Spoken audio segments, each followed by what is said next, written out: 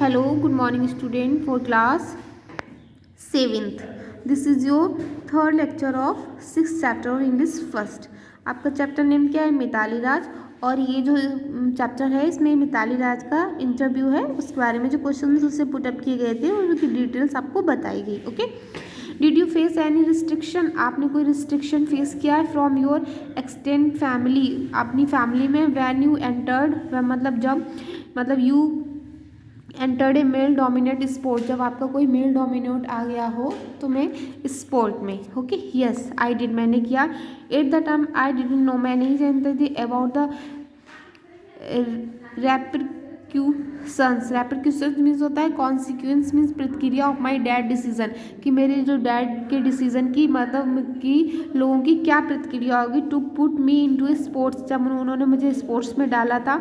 Where I am competing with the boys, competing with the boys, और मुझे कहाँ कम्पेटिंग करना था, किसके साथ? बॉयज़ के साथ।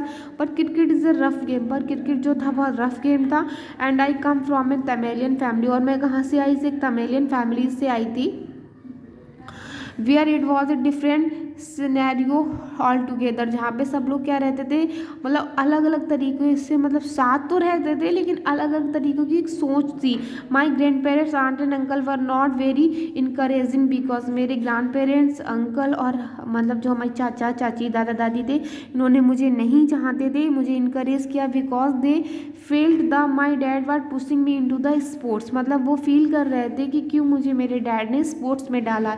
सी इज़ अ गर्ल, की वह एक लड़की है। Why are you putting her into a sport that is rough, क्योंकि वो गेम बहुत रफ है और मैं एक लड़की हूँ और मुझे इस गेम में क्यों डाला गया। She'll be play with boys, और वो किसके साथ खेलेगी? बॉयज़ के साथ खेलेगी। Will get stand.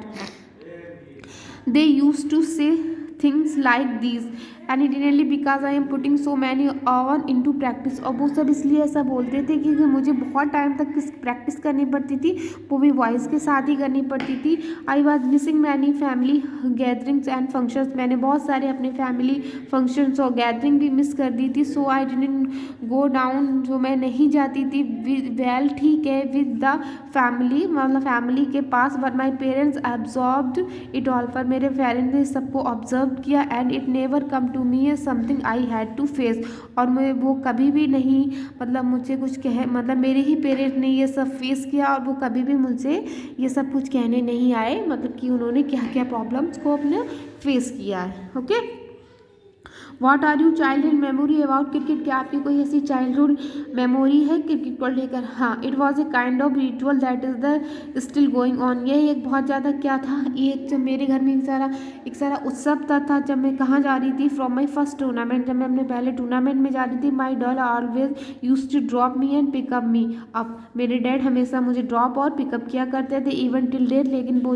डेट थी if he is in A town, में टाउन में थे। And I am going for any international tour for any tournament, और मुझे कहाँ जाना था? ये भी एक दिन था जब मुझे एक इंटरनेशनल टूर के लिए टूर्नामेंट में जाना था। He is the one who drops me at the airport and picks up me, और सिर्फ वही थे जो मुझे एयरपोर्ट पे ड्रॉप करते थे और मुझे लेते थे।